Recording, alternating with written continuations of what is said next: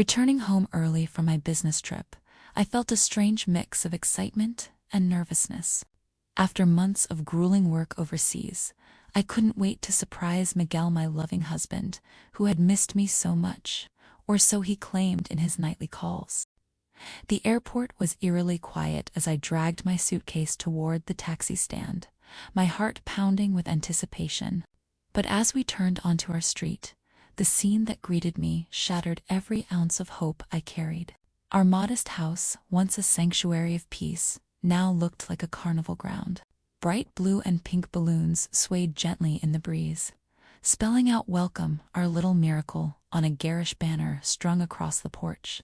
Cars I didn't recognize lined the curb, their shiny exteriors mocking my growing unease. Laughter spilled into the cool evening air, mingling with upbeat music that seemed almost cruel in its cheerfulness. My stomach churned as I parked a block away, unable to face what lay ahead just yet. Each step closer to the house felt heavier than the last, dread pooling in my chest. Something was terribly wrong. I could feel it in the pit of my soul. TT2. As I stepped into the house, my heart pounding like a war drum, the scene before me hit me with the force of a freight train. There she was, Carmen, my supposed best friend, sitting comfortably on the couch, her 6-month pregnant belly glowing under the soft living room lights. My mother-in-law Rosa was gently stroking Carmen's stomach as if it were some sacred relic, her face beaming with maternal pride. The sight made my stomach churn, bile rising in my throat. And then he walked in, Miguel, my husband, the man I had sacrificed so much for. He approached Carmen from behind, wrapping his arms around her like they were some perfect couple out of a romantic movie. His hands rested possessively on her belly, his smile radiating pure joy. That smilet wasn't meant for me anymore. It was for her. For them. The world seemed to freeze around me. Every laugh, every note of music that once sounded cheerful, now felt like nails scraping against a chalkboard. My ears rang with the deafening weight of betrayal. How could this be real?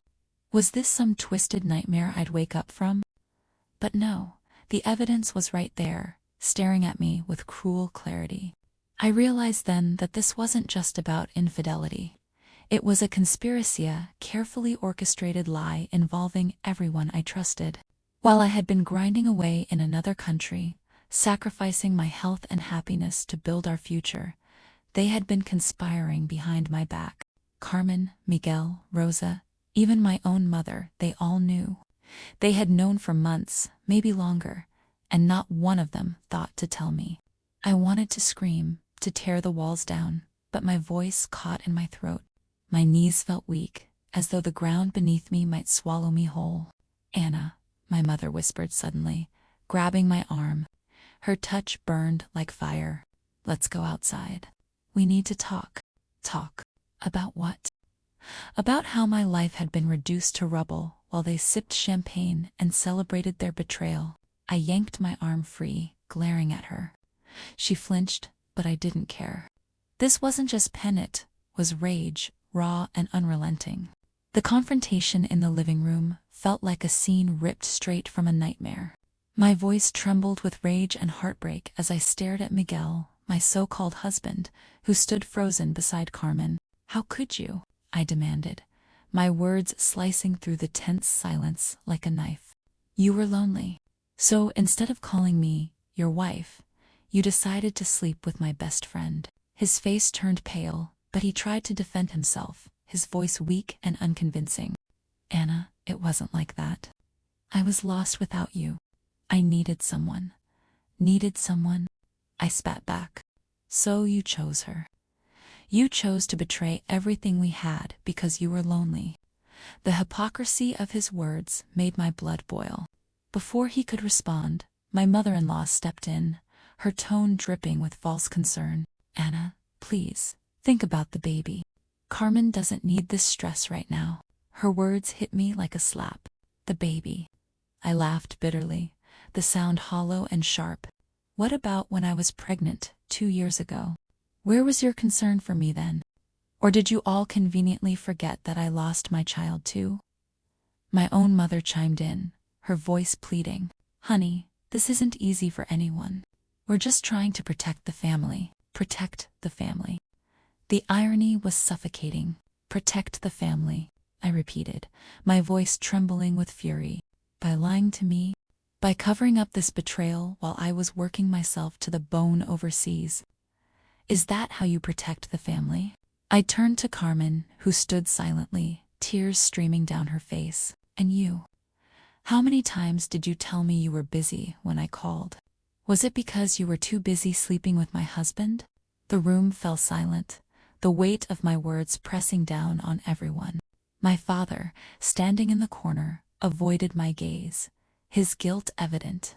This isn't just about him, I said, gesturing wildly at Miguel. It's about all of you, my so-called family, who chose to protect this lie instead of standing by me. Well, congratulations. You've succeeded in destroying everything.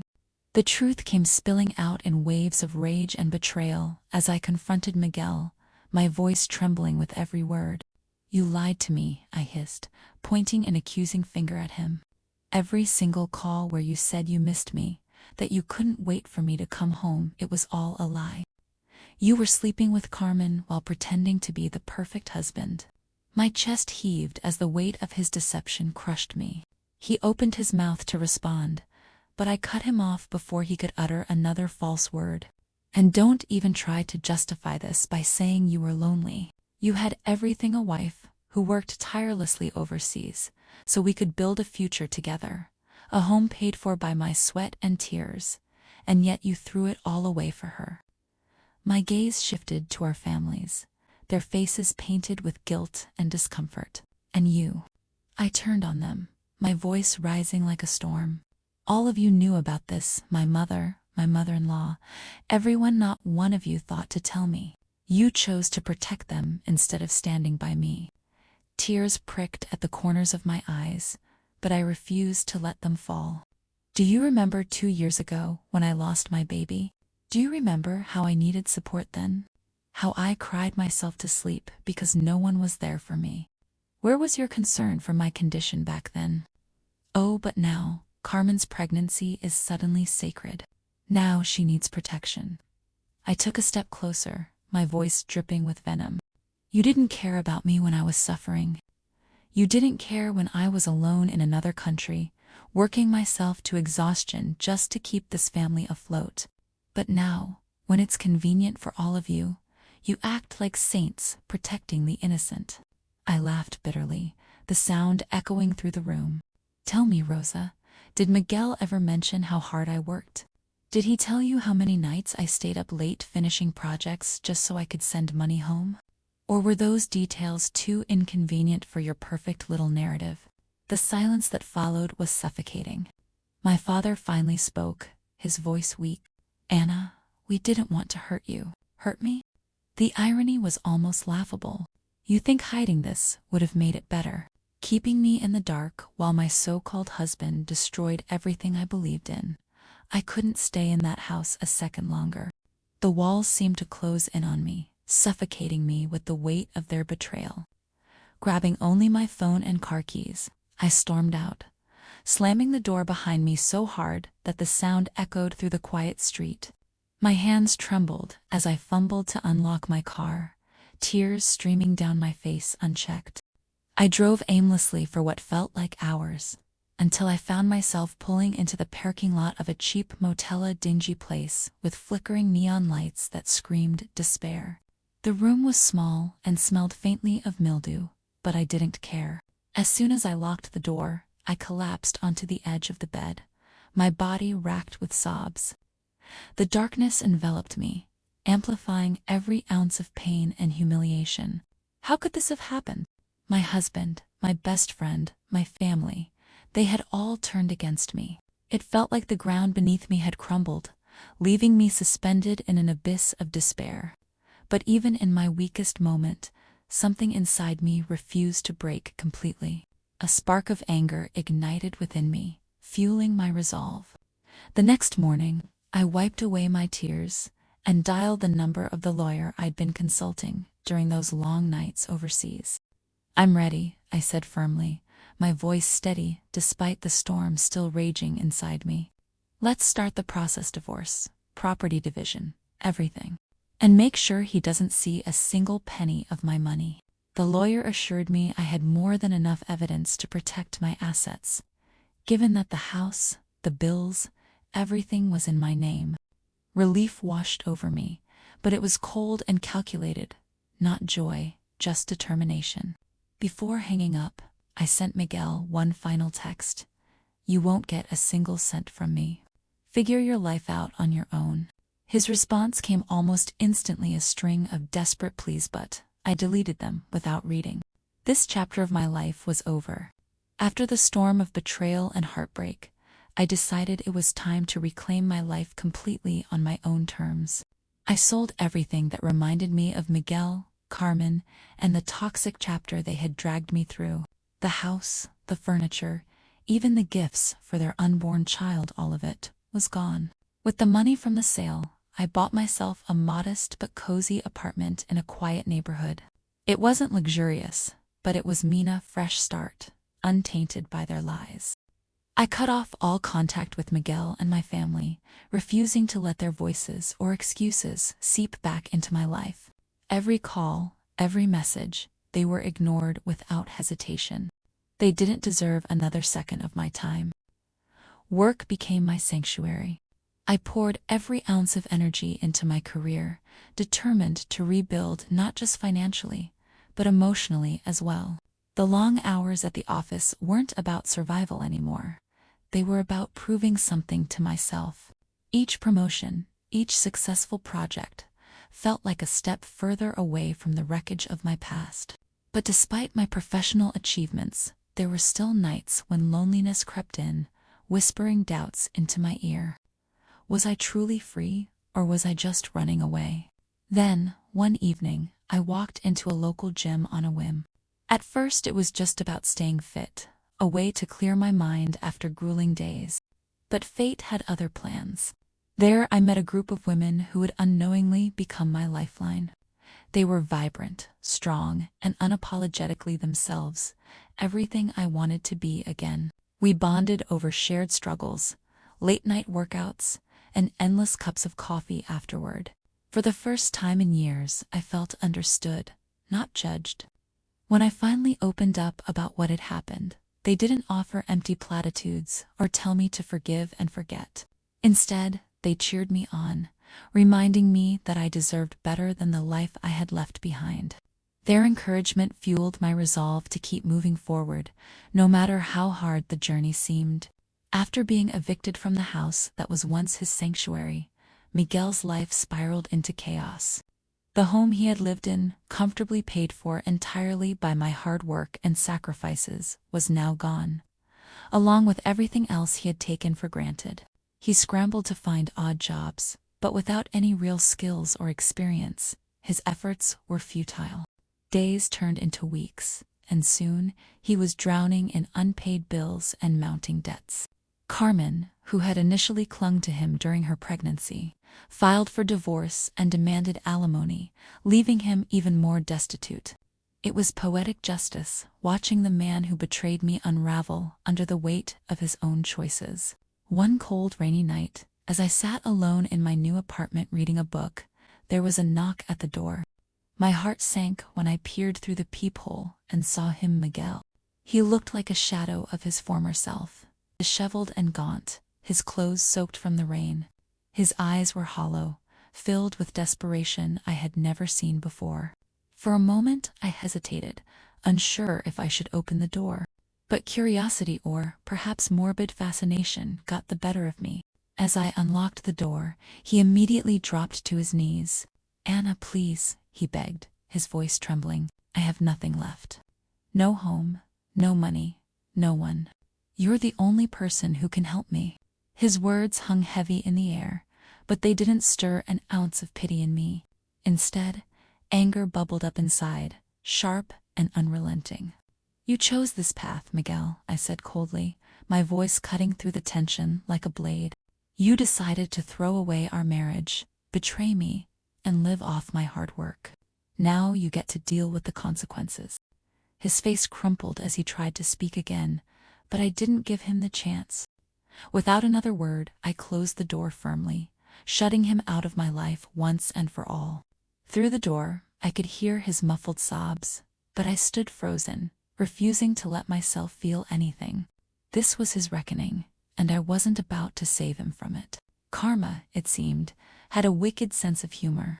Just when I thought Miguel's life couldn't spiral any further into chaos, Carmen, the woman who had once sworn eternal love to him, filed for divorce and demanded alimony. The irony was almost too delicious to bear. She claimed he had promised to take care of her and their child, but now that he was broke, she wanted nothing more than to drain whatever little remained of his dignity. Word reached me through an acquaintance who stumbled upon the news at a cafe. Carmen left him, she said with a smirk, clearly amused by the poetic justice unfolding. And get this, she's demanding financial support. I couldn't help but laugh, a deep, guttural laugh that came straight from my soul. Are you serious? I asked, still chuckling. Miguel can barely afford a meal, let alone alimony. But Carmen didn't care. She lived comfortably off the scraps Miguel managed to scrape together from odd jobs. Meanwhile, Miguel was reduced to working menial labor, cleaning floors, hauling trash, anything to survive. His once pristine appearance was now a shadow of its former self.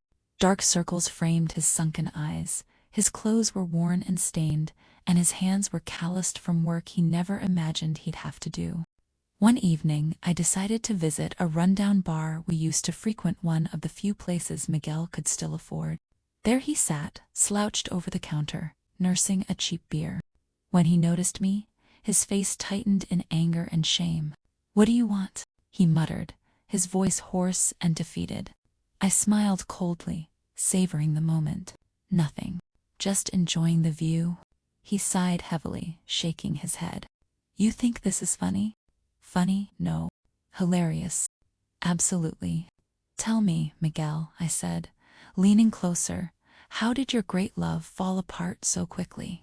He stared into his empty glass, refusing to answer. But the truth was clear. Carmen had discarded him just as ruthlessly as he had discarded me. Only now, there was no one left to pick up the pieces of his shattered life. Life after Miguel was like stepping into a new world, one where I no longer carried the weight of betrayal or the burden of lies. I embraced my freedom with every fiber of my being, determined to live for myself and no one else.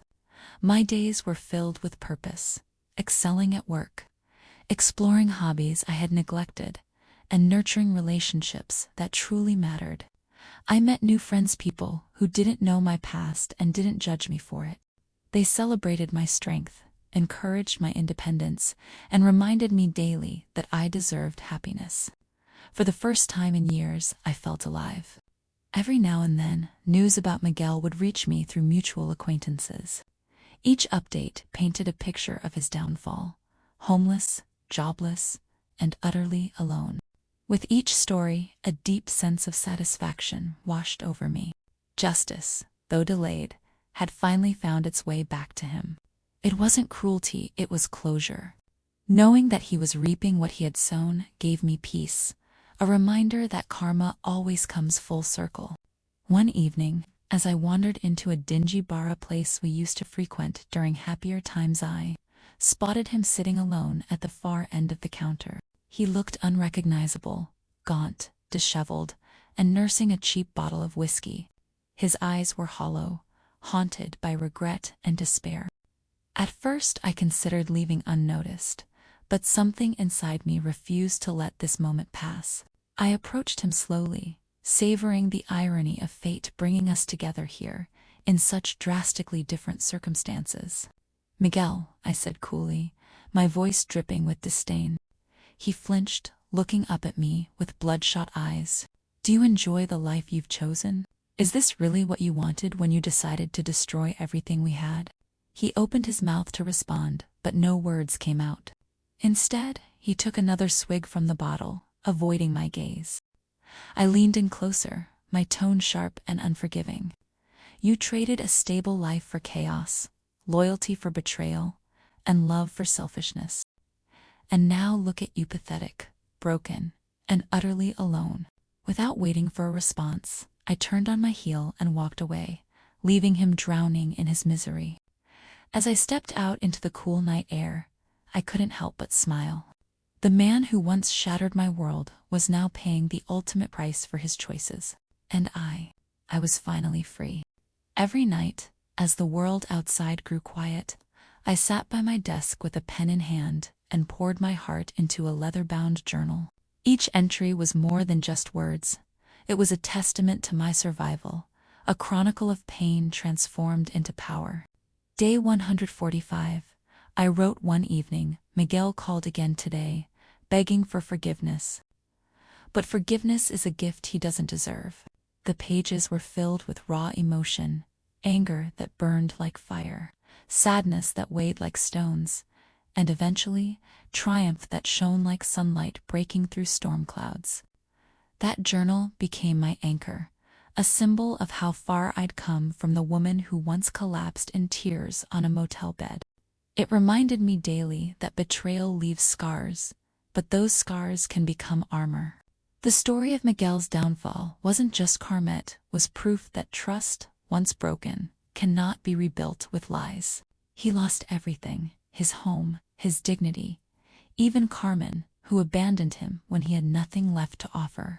As I closed the journal one night, I whispered to myself, justice always finds its way. And in that moment, I realized something profound.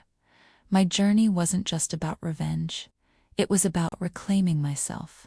Every tear, every sleepless night had forged me into someone stronger, fiercer, and unbreakable.